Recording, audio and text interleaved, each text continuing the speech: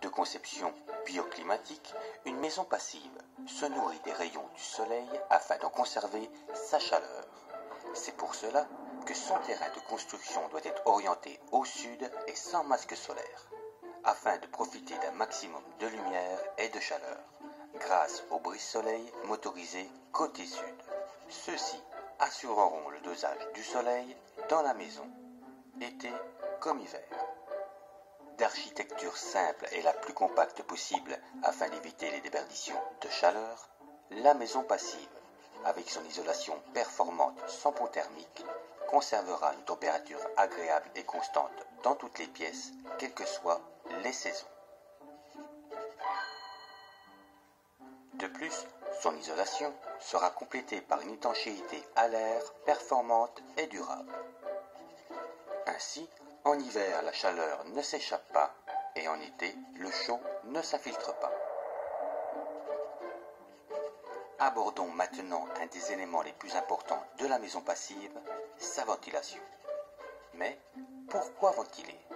Pour que les occupants puissent respirer, évacuer les polluants et les mauvaises odeurs, et que le bâtiment reste sain sans humidité ni moisissure.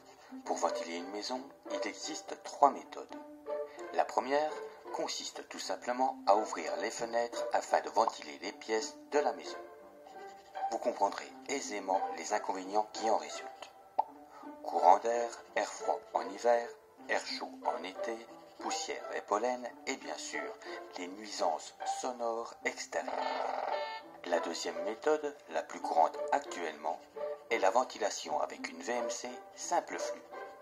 Cette méthode consiste par des ouvertures au niveau supérieur des fenêtres et une ventilation à créer un courant d'air permanent, afin de renouveler l'air et d'évacuer les polluants de la maison. Plus performante que la méthode précédente, ces inconvénients sont sensiblement les mêmes. La présence de courant d'air, un apport d'air froid en hiver et d'air chaud en été, les poussières et pollens sont toujours présents. Quant au bruit extérieur, il reste audible. La dernière méthode, la plus performante, est la VMC double flux de la maison passive, avec son filtre à pollen. L'air intérieur, CO2, odeur de cuisine, humidité, sont rejetés à l'extérieur, fournissant à l'air nouveau, filtré de tout pollen, ses calories, permettant ainsi à l'air entrant d'adopter la température de l'air sortant. Fini les courants d'air, plus d'air froid en hiver, ni d'air chaud en été, plus de poussière ni de pollen, et bien sûr plus de bruit extérieur. Grâce à tout ce que nous avons vu précédemment, la maison passive est sans chauffage principal. Pas d'entretien de chaudière, de pompe à chaleur ou de ramonage de conduits. Pas de stockage de combustible, plus de fioul ni d'abonnement au gaz. Et bien sûr, qui dit moins de consommation dit un impact positif sur la nature.